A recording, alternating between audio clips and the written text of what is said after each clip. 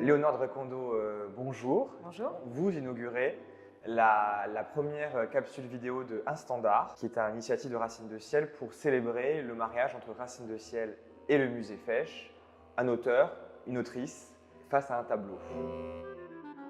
Vous avez fait un choix, le tableau de Catherine Ampy, c'est une peintre paysagiste du milieu du XIXe siècle, et nous voyons ici la vue sur le golfe de Porto.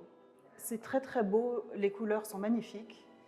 Il y a quelque chose de vibrant justement dans la mer qui se reflète exactement dans le ciel, et puis il y a quelque chose d'une grande solitude, et à chaque fois dans ces paysages qu'elle a fait, elle a aussi, elle s'est baladée aussi en Provence et dans d'autres lieux comme ça qui étaient très très sauvages, et donc je l'imagine partir, et en tout cas peut-être pas mettre son chevalet à l'endroit où on voit le tableau, mais certainement faire beaucoup de croquis et être quand même appelé par cette nature comme ça. Solitaire, il y a quelque chose de, malgré la beauté des lumières assez douces, il y a quelque chose d'austère dans ces tableaux, et ça me plaît. C'est comme si ces petits personnages qui sont là, évidemment qui ne sont pas le centre, qui ne sont pas le sujet du tableau. Le sujet du tableau, c'est vraiment la mer qui se confond petit à petit avec le ciel, et comme ça les montagnes qui sont très très abruptes dans le paysage. Et il est très grand aussi. Il est exposé assez bas, donc on a quand même l'impression d'entrer dans ce tableau.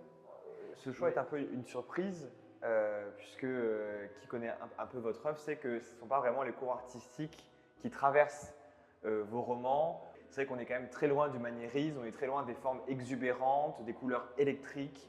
Il y a un peu un retour à une forme d'austérité qui peut surprendre. Oui, mais il y a quelque chose d'austère aussi dans les figures du Gréco, je trouve, dans une spiritualité quand même de ces personnages, des couleurs aussi qu'il utilise, qui sont aussi des verts,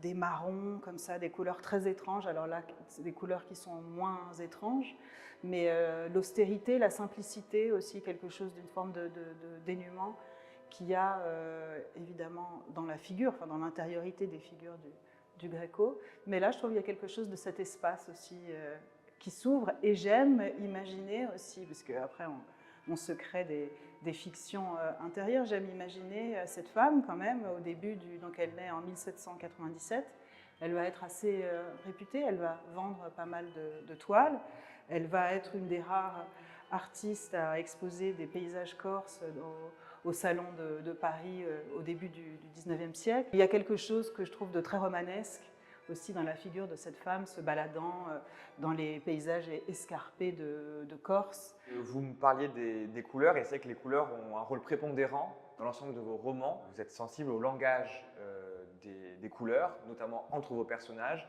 dans les intrigues que vous nouez. Et qu'est-ce que ces couleurs sur cette peinture vous évoquent? C'est ces bleus-là, en fait, comme ça.